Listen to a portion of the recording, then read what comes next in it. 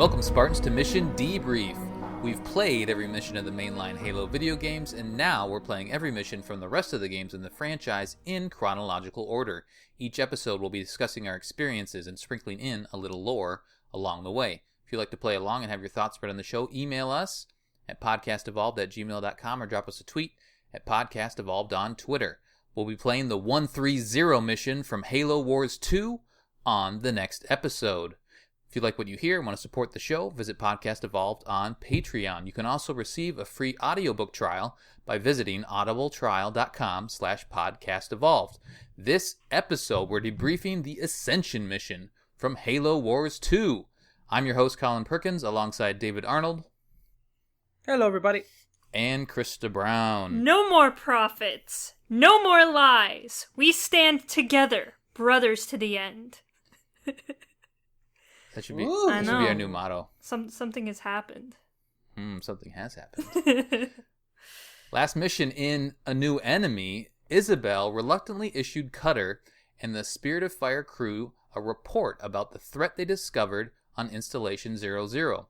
With the Banished's imposing force already dug into the Ark, and she'd suggested the only way to survive was to run. Never one to back down from a fight, Cutter fired up his crew with a rousing speech and deployed Spartan Jerome back to the surface to set up a firebase near the location of one of Atriox's lieutenants. After encroaching on his location, Decimus confronted the UNSC in his powerful combat exoskeleton, rained plasma down on the battlefield, and then made a tactical retreat. In Ascension, sifting through the ashes of the Banished salvage operation, the UNSC discovers a way to access the Ark's cartographer. We've heard that before, cartographer. Jerome 092 and a group of special forces are sent to a location near an elevator that can be used to access the room that holds Installation 00's secrets. However, just like back in Etrin Harborage, the team discovers the Forerunners don't like outsiders meddling with their super toys. The date of the game is March 28th, 2559.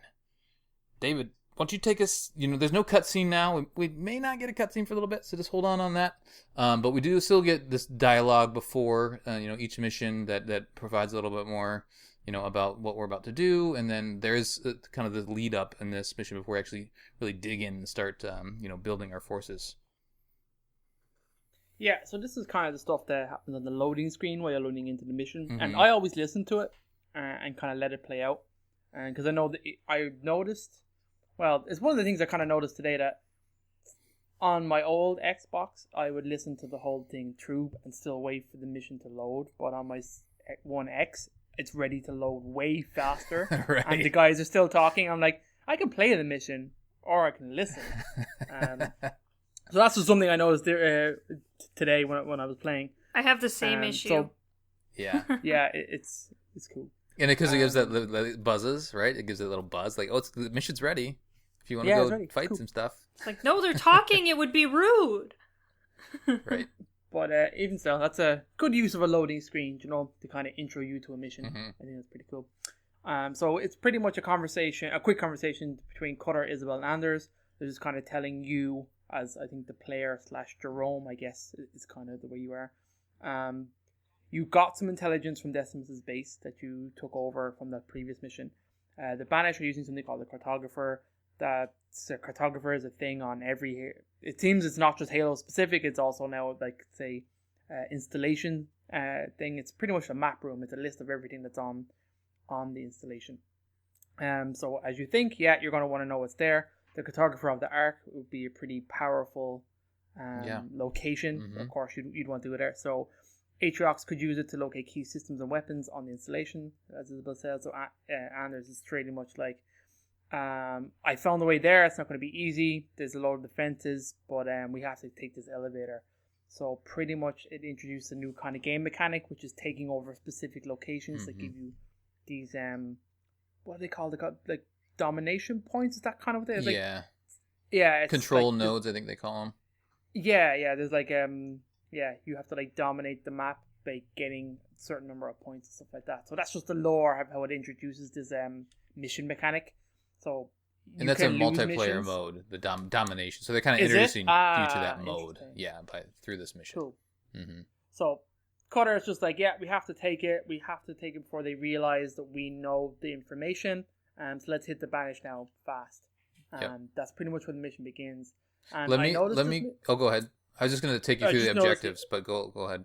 Yeah, right before you do that, when the mission starts, I thought it was pretty cool that it's you coming out on a pelican, dropped off on a beach on a mission that's about the cartographer, and I was like, oh yes, I noticed that as give me well. those vibes.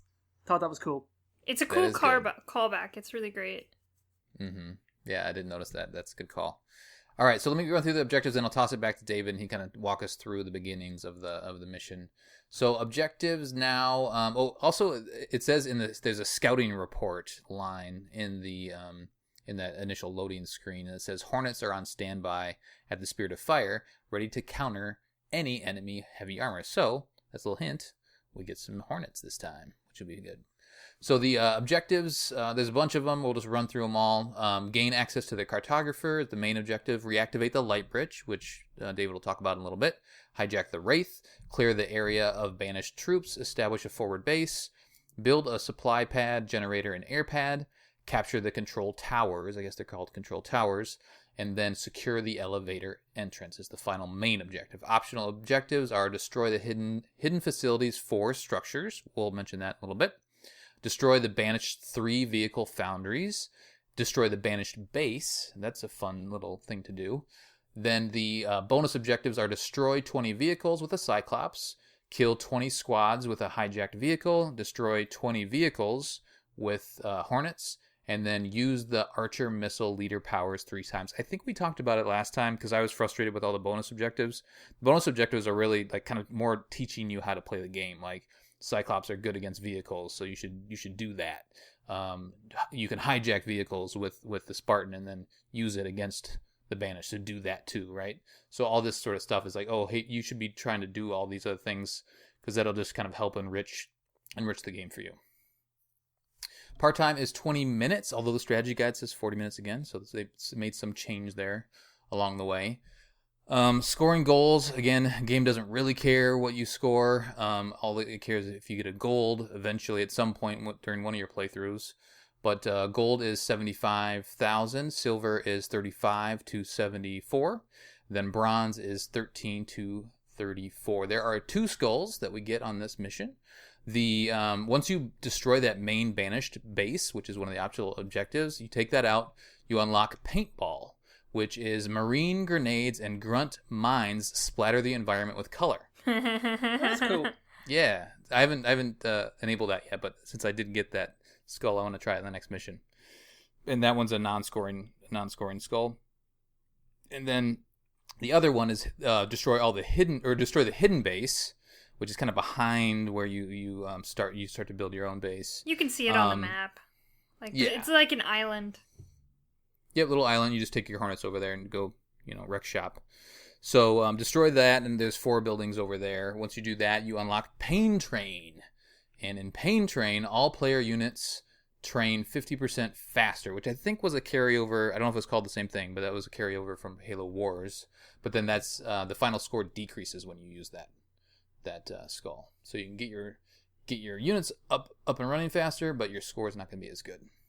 All right, Krista, what's on the battlefield this time? Oh, we got so many things on the battlefield this time because they give us an actual functioning base, which is nice.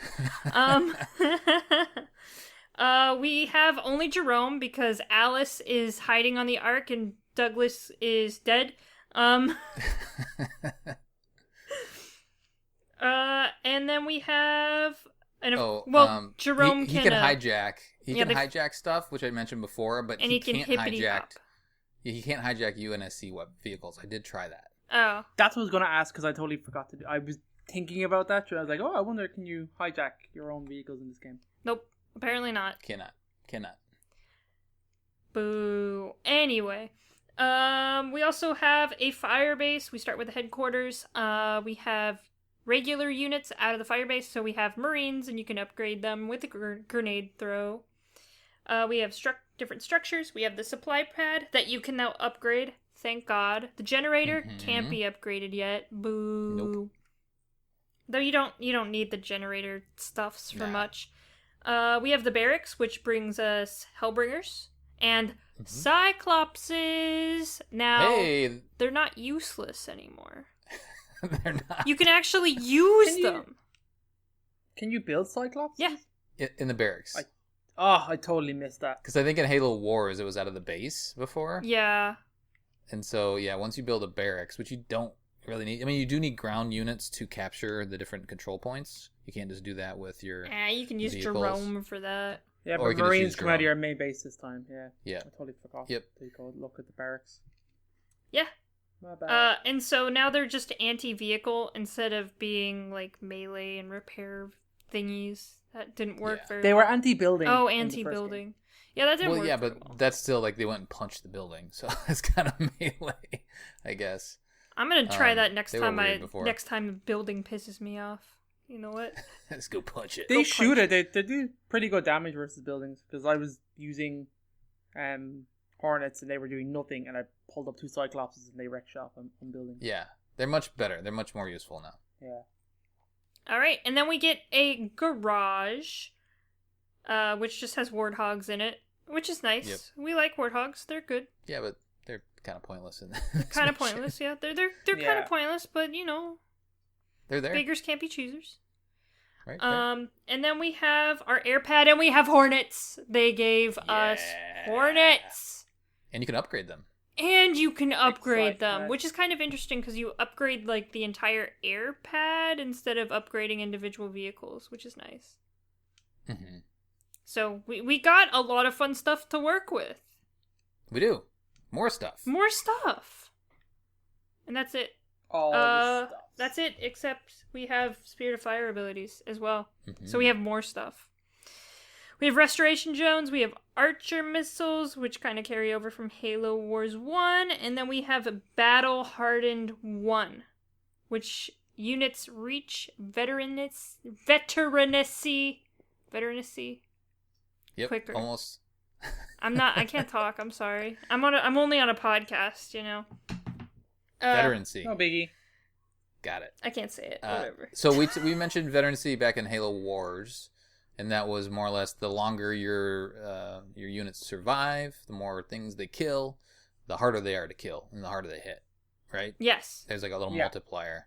I don't have that. I haven't seen that outlined. It's probably somewhere in the guide, so I can try to dig that up for one of the next missions. Units get stronger, yo. Yeah, they get a little number by them. 1, 2, I think 3 is the most that they can get. I think so. And then I know in Halo Wars 1 you got like a special unit that had 4, but you couldn't attain it on your own. Oh yeah, was that ODSTs? I think it was. Yeah. And then we have some banished units because we have to fight something, right? Right. We have no hero units, but they use a lot of hero abilities on you. I got lasered like a million times. It was annoying. Lasered. Laser. I'm playing on heroic, so I'm not sure if that's a thing in regular. Oh. Like from the sky? Yeah, from the sky. Oh, okay. They didn't do that in Oh, normal. No, where you summon No, the definitely like not. the hero power where you summon the laser from the sky and you like move it all over people's units.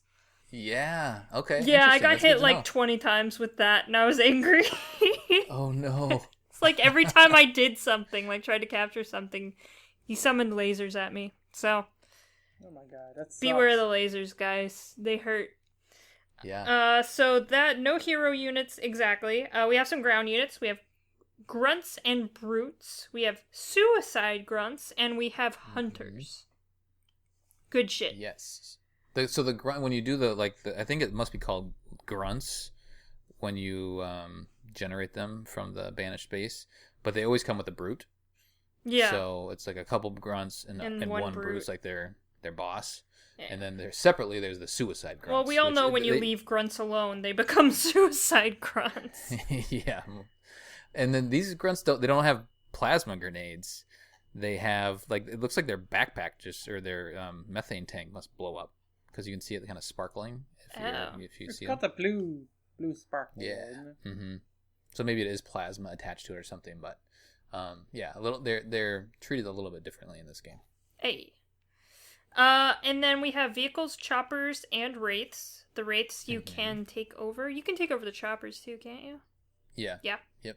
So you can take over the vehicles with Jerome.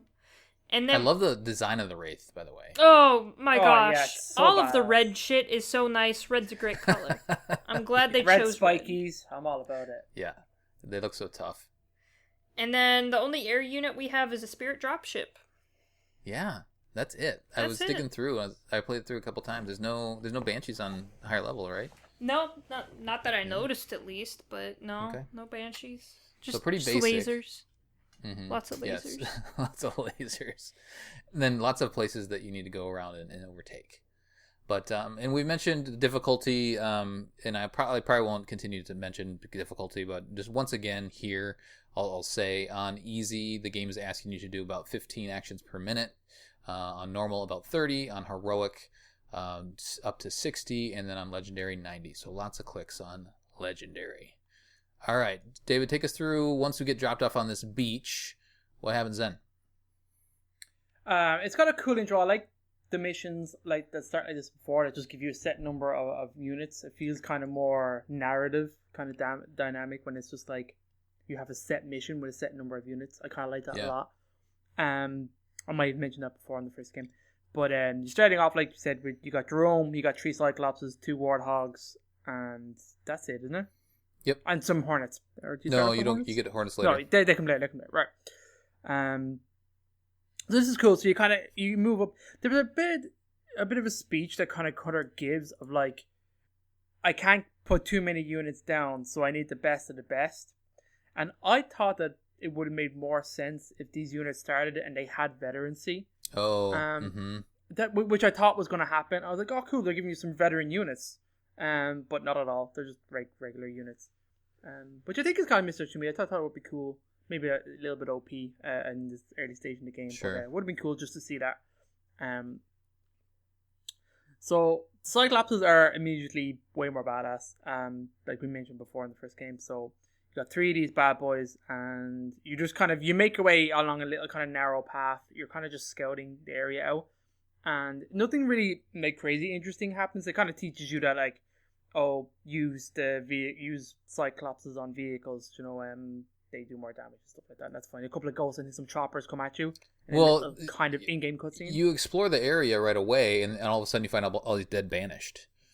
Oh, sorry. Yes, you find that like some ruins and wreckages, and Isabel is like totally like, oh, what the fuck is that? Whatever can do this is pretty devastating. Like that can wreck the banished. And Cutter is like, be careful. The enemy of my enemy is not necessarily my friend. Mm-hmm. So be cautious coming up through. So that's kind of cool. It's kind of building a little bit of tension. And you eventually come across a banished base under attack by this swarm of sentinels. It looks really cool. Of like just these sentinels in like a kind of hurricane formation, kind of spinning around, attacking. It made me cool. Remember later in the game. Gave me flashbacks or flash forwards. Flash forwards. Mm-hmm. Yeah, it's pretty cool. I like it a lot. There's some of those weird buildings that you can blow up, but I don't think you get any points for them. You can just do it if you want. No, they look like weird like crab shells or something. Yeah. They're just banished architecture. They don't hold anything or have any. No. They're just like, you know what? This place is boring. We need some cool structures and some statues to look at while we're trying to destroy everything. Yeah. Yep. There's loads of resources scattered around you and pick up as you go along. Different kind of powers. And definitely do that. That way you're ready for when you have a base finally. Yeah, and can use some leader powers and stuff. Mm-hmm. So it kind of leads you then to a light bridge, and then 2 kind of choppers come along. Like I said, you use your Cyclopses to kind of kick their ass and take them out. And then it kind of teaches you a mechanic I totally forgot about, which is that Jerome has like a slam attack. Oh yeah, he can like. But jump. you can use it. Yeah, use him to like jump and navigate terrain. I was like, oh, that's a cool idea. I totally forgot that they introduced that. I don't think I remember using it other than like this is a slam attack that goes up and slams down, but it also allows you to hijack vehicles. Mm-hmm. So you kind of move his drone for a little bit, and you kind of essentially sneak up on a wraith, and the game just kind of sets you up for this is how you take over vehicles. And that's pretty cool. So drone pretty much lived in this wraith for me for the entire mission. You can take him out again, but I didn't really feel the need. And how gorgeous is the water, by the way? Like this Oh, waterfall. everything's so gorgeous. good. Oh my god. yeah. Every time a So mission good, like, you're- starts, I'm always like just taken back a little bit of how beautiful the environments are. Mm-hmm. Just the look and sound is so good. And The sounds are really good. Yeah. Yeah. There was like a minute where like you're moving your forces through and like you disturb some bushes and some birds come up and fly away and like there's all sounds around that and I was like, oh, that's so cool. That's so dope. So when you get the wraith, you pretty much have to activate the light bridge, bring units across. You didn't get attacked by some hunters and some ground troops and another wraith. And in this moment, I don't know what happened, but I got wrecked. Really? Really fast. Yeah, I don't know if I wasn't paying attention, wasn't using the right units, but like my Warhog's gone, lost the Cyclops. I had 2 Cyclopses left in Jerome. And I was like, oh, fuck. The hunters hit really hard if you're not ready for them. Yeah, I don't know what the hell I was doing, Mhm. but my wraiths just got wiped. And from here on then, well, you're pretty quick from here. You kind of move down and you have an area where you can build a base. Yep. And that's pretty much where the mission then opens up and becomes a traditional kind of RTS base building. There's an extractor kind of around the corner before you head down the hill that you can take out. I would imagine that plays into what the AI is using for resources. So I would imagine, again, like we talked about the difficulty, the computer's just way better in the higher difficulties. So especially if you're playing a heroic and legendary, you probably want to take those out. So they're called the augmented extractors, and they look like the little fingers that are like digging into the ground.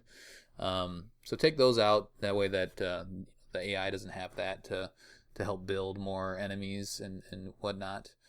So take that out and then go around. There was a Phoenix log kind of behind before you cross the light bridge. You can grab a Phoenix log back over there too.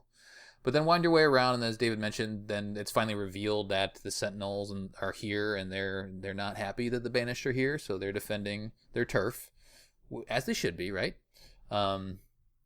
So you see a little bit of that action, and they're taking out a little, they call it a vehicle foundry right nearby, and that's one of the objectives that you have is to go around the map and take those out. So that's now on the map. You work your way down, and then you get told this is the spot that you need to put down your base, and then you need to also, it's like still a little more tutorials, like, oh, by the way, you need to build a supply pad. Oh, by the way, you need to build a generator. I hated that. I'm like, I'm just ready to go and start ramping up. Yeah, especially because you have 6 or 7 pads to deal with now. Yeah, it I'm just like... gives you a headquarters right away. Chris is like, let's go. So take us through your approach, Krista. How did you tackle this one? So for this one, I did supply pad, generator, airbase, and then supply pads for everything else. Of course. Okay, so you didn't mess with the barracks or anything, garage, as they call it. Nah, fuck them. And once in a while, I'd have to... So harsh, Once so harsh. in a while, I'd have to summon, like, one Marine to, like, Okay. take over something, and then I just let him die. But yeah, I just ramped up, made sure that I had all my supply pads upgraded, started churning out Hornets like a crazy person.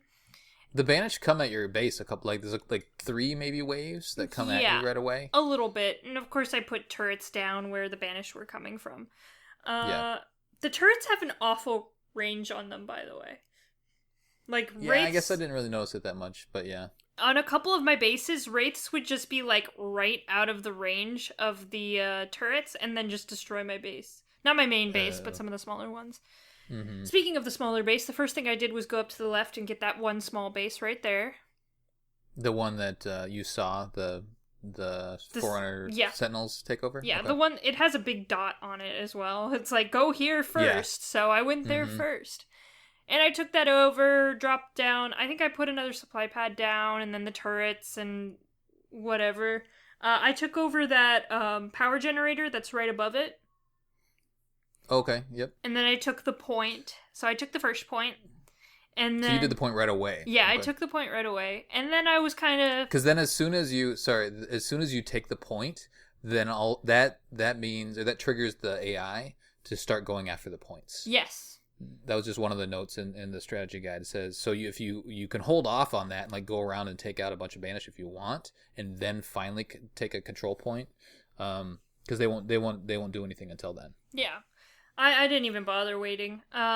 Sure. So that happened, and then of course at that point I had been hit by a couple lasers, so I took a couple minutes to kind of turn out some more forces and stuff like that. And of course some of my bases were getting attacked, so I had like 3 hornets that kind of went between the bases to make sure they're protected. Okay. And at that point, they had captured base, the 3rd point, or no, the 2nd point, Like which C? is in the middle. Oh, B. Yeah, Okay. B. They had captured B at that point, and I'm like, oh, okay. And so I went over to B, and I got the base right in front of it, and then started just kind of hanging out there, and I got that point, and by that time they had C. And I was like, I don't feel like making a Marine, so I just cleared off all the banished on the map, and then I just waited for all of my points to go up. Yeah, that's all you need to do. Yeah, so I did that. I kept Jerome by point B because I knew that's where the elevator would be. Okay. And so once the elevator activated, the game just ended. So all you did was just hang out with A and B, and that's it? Yeah. And you were good? Yep.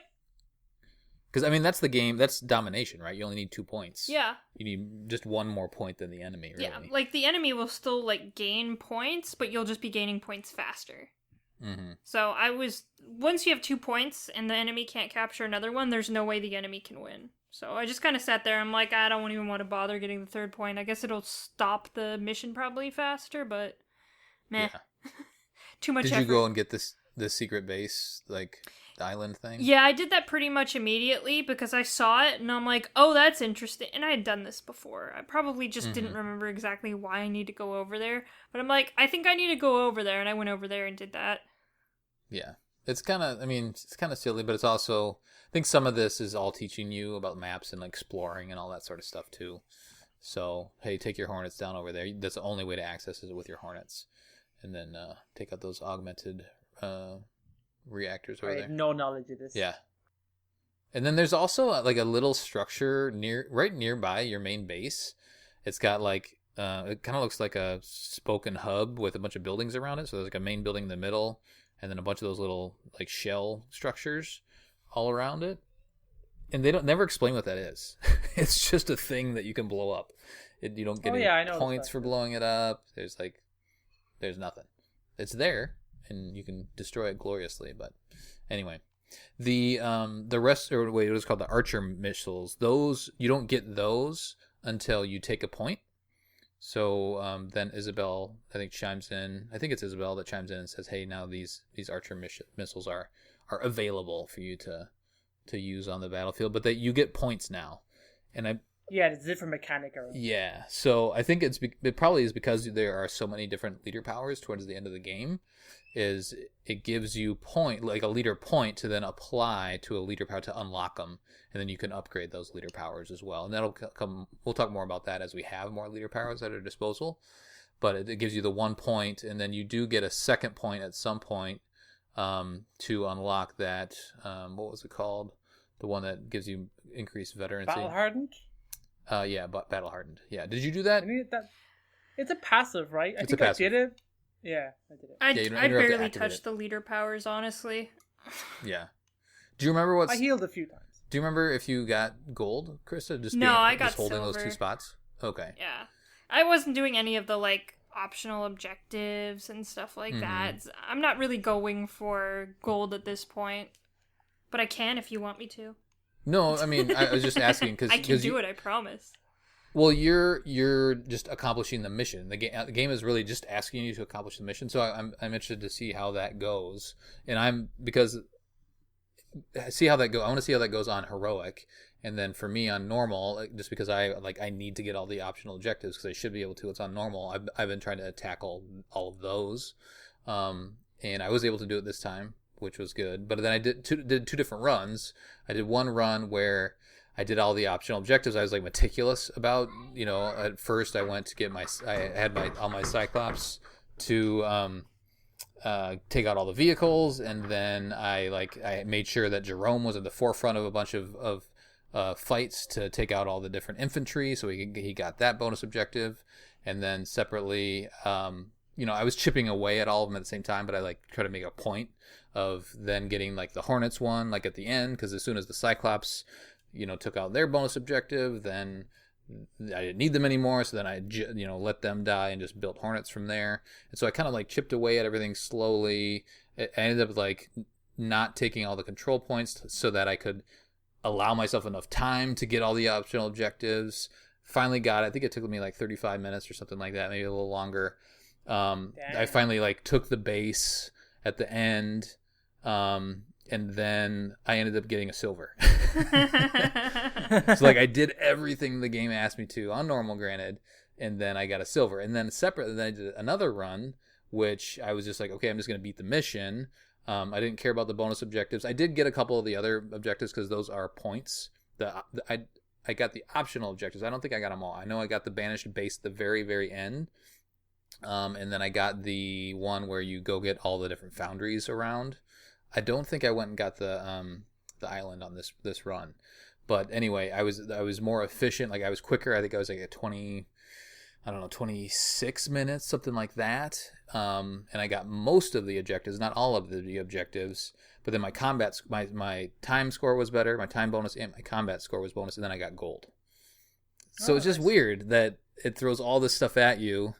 And all those objectives play into your score, but you don't need them all. You just need enough to then affect your overall multiplier.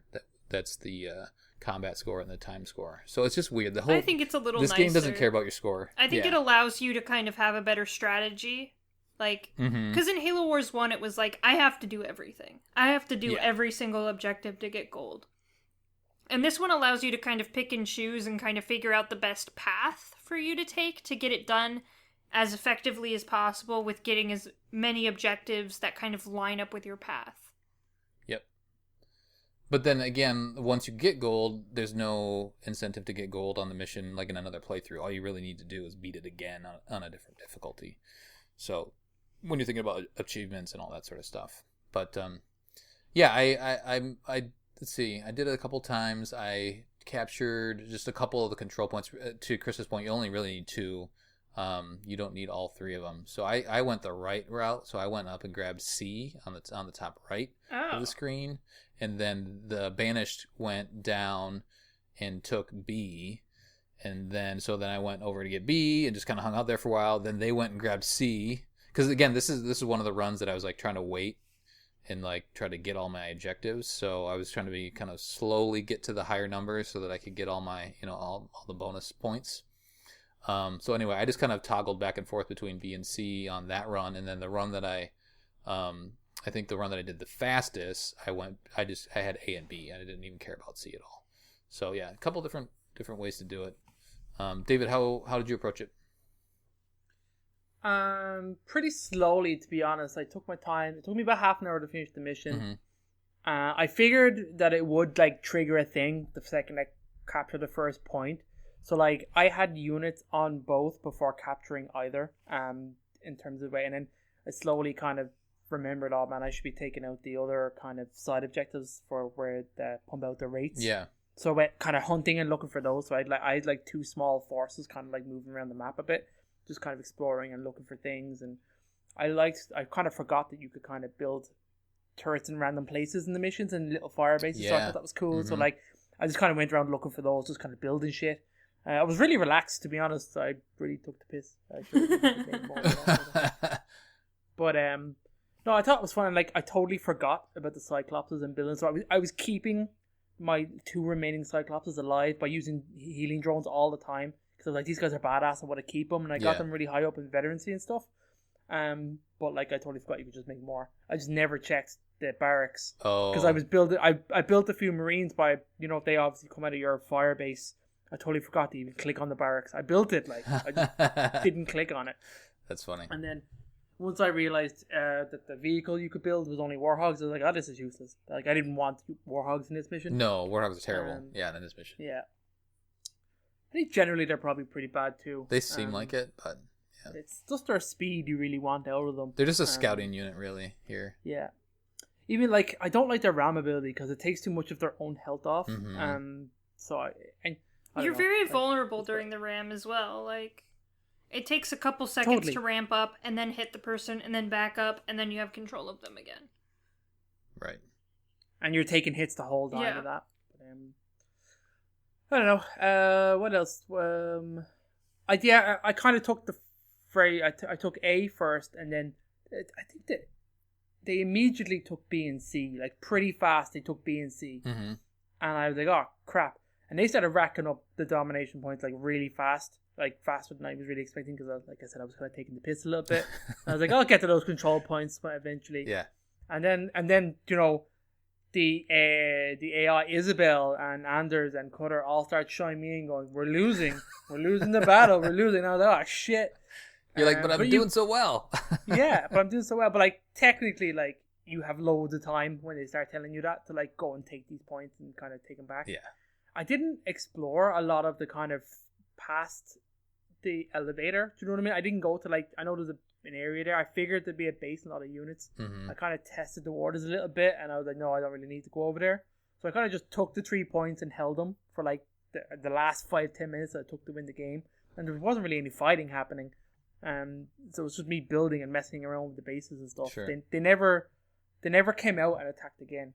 But like on normal, like I said, Chris obviously had a much harder time with the fucking laser beam coming down.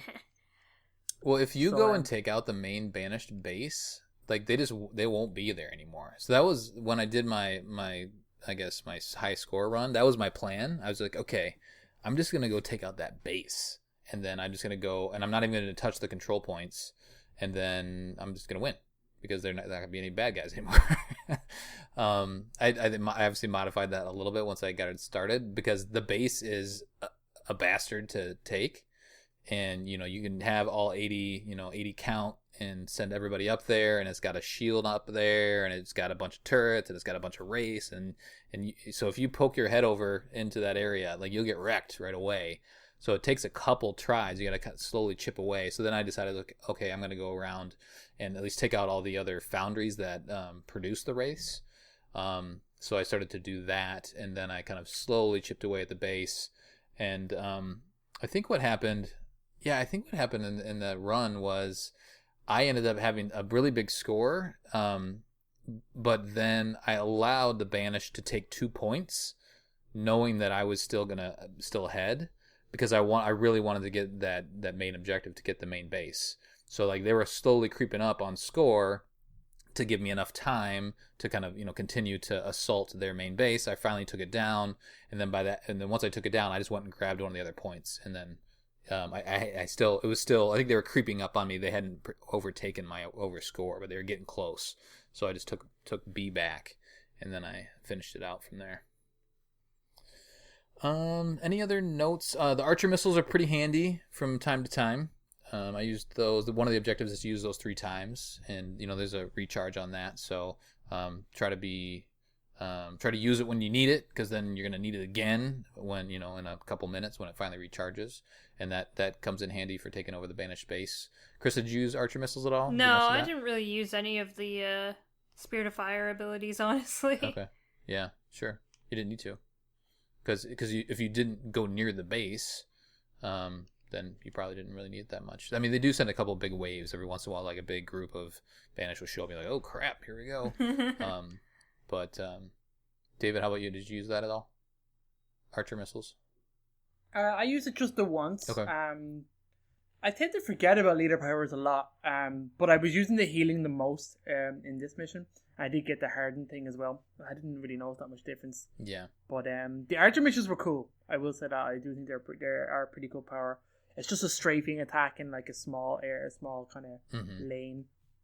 So I think I took out, I think there was like some hunters on a wraith and like like 2 ghosts or something in like a perfect line, and I was just like, I know exactly what I'm doing here. And it was fun, and then I kind of totally forgot about it again. One other note, I think if you guys remember on Halo Wars, there was one point where I think it was when you get a scarab. Remember when you, like, the first kid to capture the scarab? I forget what mission it is. But I remember in that playthrough, I had my Spartan, he was in a vehicle, and he couldn't get out of the vehicle, so I had to, like, go up to an area, and the vehicle needed to be destroyed, so he could pop out and then go take over the scarab. So they fixed that now. You can actually unhijack a vehicle now. Finally. So you just use the same button that you use to hijack. You just select that unit, and then the Spartan will pop out of it. So I didn't do it. I don't know if the vehicle blows up or if it just sits there unoccupied or what, but that is an option finally. So that's good. Any other things to mention before the mission wraps, guys? Krista, anything else? I think I'm good. Yeah. The power nodes around the mission are important to get if you don't want to build a bunch of generators, so definitely grab those. I mean, that's kind of an ongoing thing. They're usually available. Did you grab any of those, David, the power nodes? Yeah, I grabbed them all. Okay, yeah. I think those are definitely handy. And then by the end of the mission, I didn't really need to worry about anything. I had plenty of supplies, plenty of power, so I was good to go. The mission ends when you finally reach that 3,000 number. You finally dominate the map, and then Anders will kind of hustle out.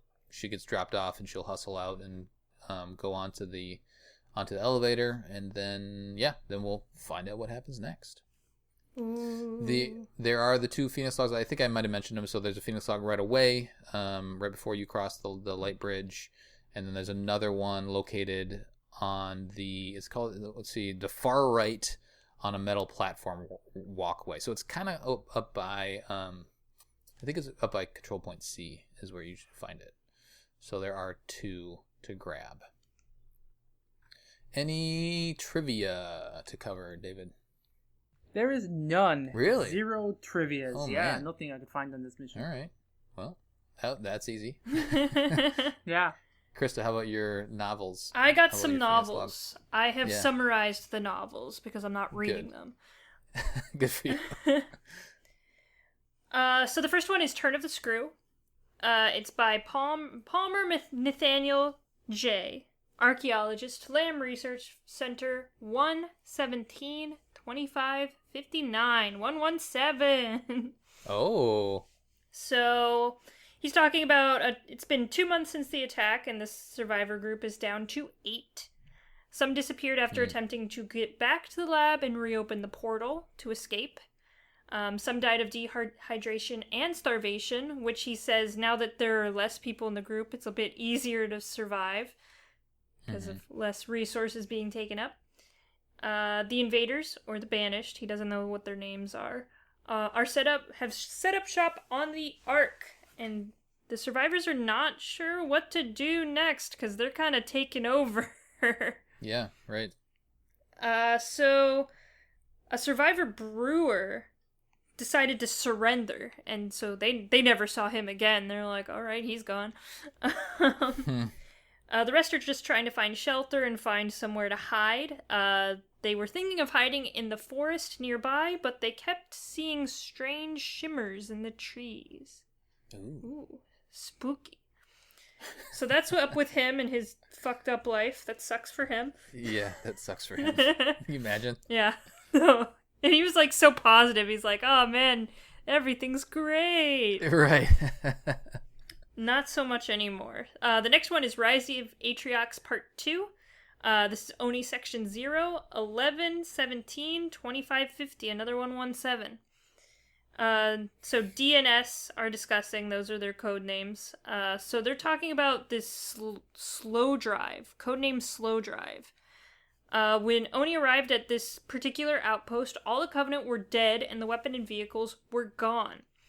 S mentions it might be Atriox, which they had heard about from the Grunt earlier, and it might be him and the Banished army kind of doing this stuff. Oni has observed similar occurrences, with Covenant weapons and vehicles being stolen using guerrilla tactics, and then Oni showing up and there being nothing to do.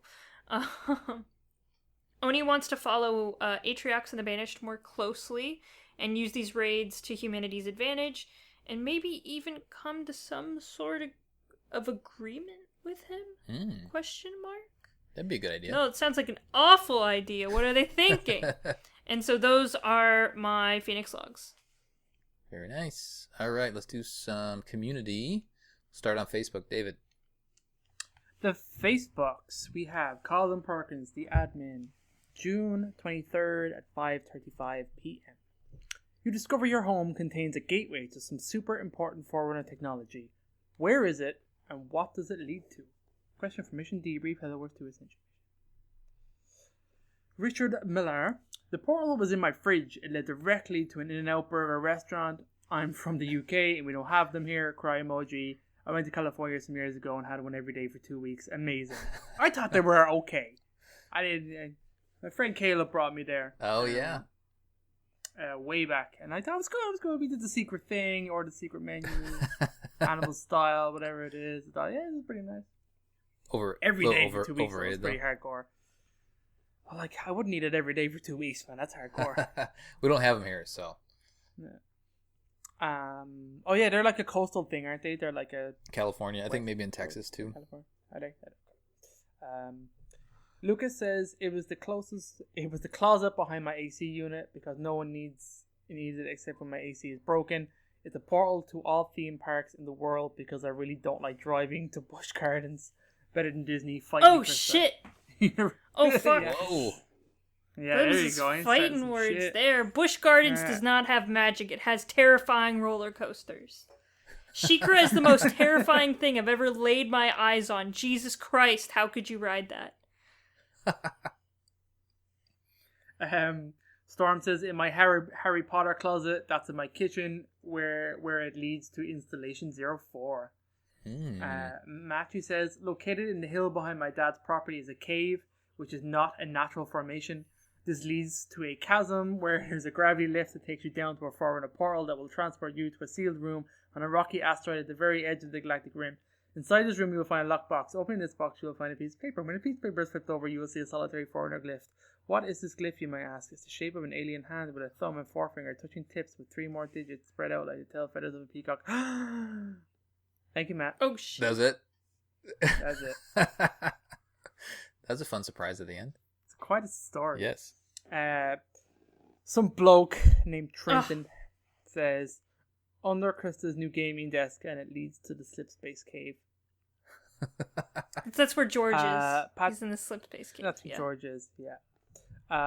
Patrick says, it's in my childhood woods. It leads to another portal to an alternate universe. They're Halo CE, so I can fight alongside the chief.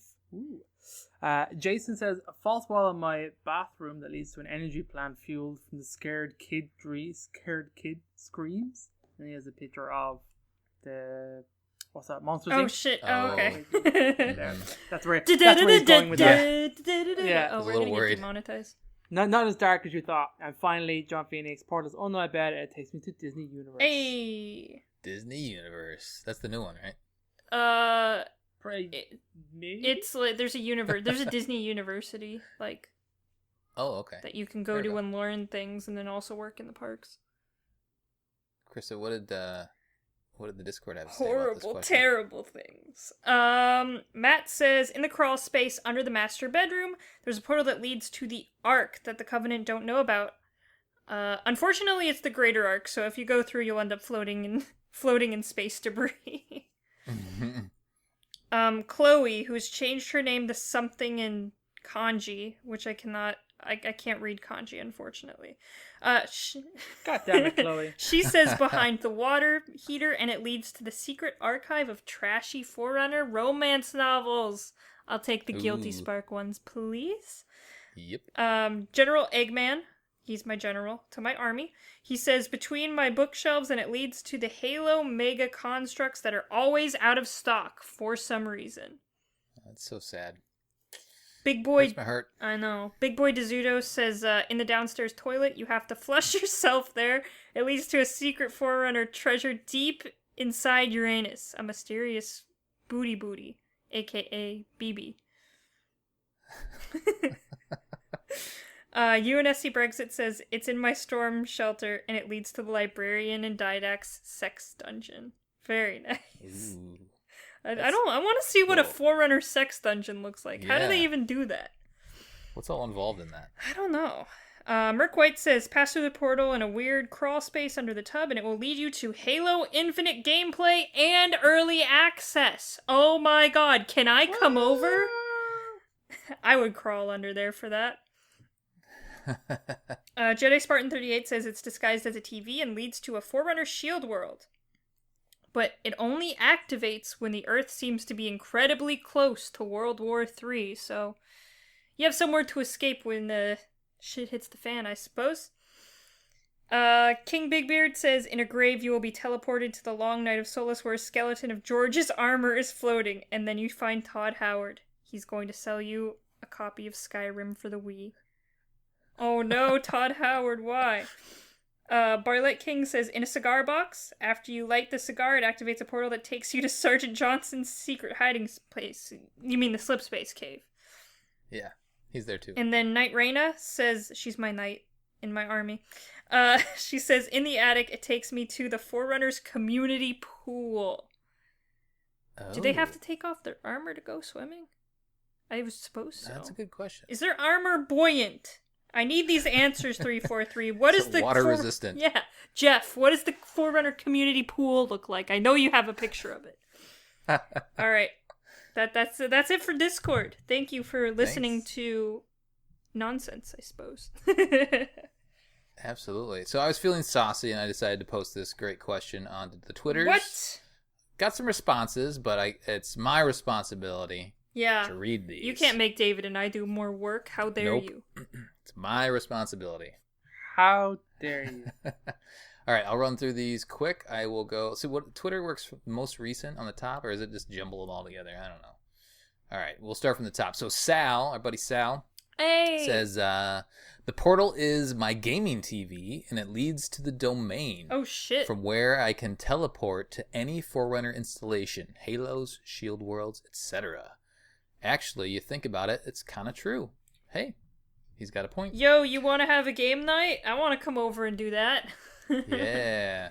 He's got LAN parties. I know he does. It's been a while, though, I think. Mm-hmm. Yeah. So Matt Salvatore, our buddy Matt from Builds with Blocks, he says the portal is located in his wardrobe, and it leads to wherever the Master Chief is located. Oh, shit. You can really be a stalker then. Narnia. He's got a Narnia gif in there. Oh, fuck. Orion the Elder says the portal leads to the Didax fridge, whereupon I proceed to steal all his beer. What kind of beer would Forerunners drink? I don't know. It'd be like 20%. You need a lot. They're big boys. They're very tall and giant. Mm-hmm. No, I bet they're lightweights. You think so? Yeah, I reckon Forerunners are total lightweights. Do they just drink a lot, but like light beer? No, I bet it wouldn't take a lot to get a Forerunner drunk. Even with just normal beer. There's like no fat on them? Yeah. They're too high and mighty, you know, they don't have a tolerance. They think that, you know what I mean? Yeah, it's beneath them. That's true. And you give them a little something, and it just goes straight. They just go wacky. They don't have that Irish gene. You know what I mean? Yeah, the special yes. Irish gene. I don't have There's that the either. Irish I'm pride. a lightweight. All right, Spartan 9051, Didact storage room. Now I have the Didax bike. He stole his bike. Oh, shit. Dr. Cretio, or Cretio, however you want to say it, to the Mathrillion, so I can learn all the Forerunner stuffs. I want to learn all the Forerunner stuffs. That'd be a good place to me do it. Too. Axel Tiffer says, I feel like responding on Twitter today. Axel. Axel is responding on Twitter today. He says, it's in my toilet, and it takes me to an advanced water processing plant that separates wastewater from water to molecular levels, thus recycling water and making it pure for consumption. The waste then is disintegrated to the atomic level, therefore avoiding any kind of pollution. I've been thinking a lot about how we impact the climate. Very nice. Very specific answer. Yeah, we hit him on the... But socially responsible. It is. Thank you. Then the last one is Good Guy Harps. He says, my closet, and it leads to wherever the fuck they hid Mendicant Bias, so I can make him help us. Hell yeah. I think they hit him on the arc, didn't they? I think they did, but who knows? That guy's crazy. We'll find out. All right. That will do it for our debriefing of the Ascension mission from Halo Wars 2. On the next episode, we'll be covering 130. Who's that? Is that Alice? I think so, yeah. That's Alice. I like her. She's a lady. We're going to hang out with Alice next mission. Send us your thoughts at podcastevolved@gmail.com or drop us a tweet. Podcast Evolved on Twitter. You can also support the show by visiting Podcast Evolved on Patreon. And don't forget about that free audiobook trial. Visit audibletrial.com/podcastevolved. Until next time, Evolve. Evolved. Evolve.